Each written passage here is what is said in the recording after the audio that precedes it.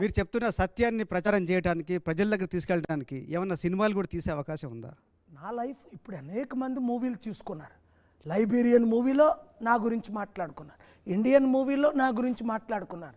కృష్ణ గారని చనిపోయారు ఈ మధ్యన, మహేష్ బాబు ఫాదర్, ఆయన ఫ్యూనరల్కి నేను వెళ్ళాను. ఆయన మూవీ శాంతి సందేశం తీస్తానంటే డొనేషన్ ఇచ్చాం, తిరిగి డబ్బులు ఇస్తానంటే వద్దన్నాం. సో అనేక మందికి మనం హెల్ప్ చేసాం. సో నేను యాక్ట్ చేయాలి అన్న కోరిక అయితే నాకు లేదు. ఎందుకు? ప్రజలకు హెల్ప్ చేయాలి.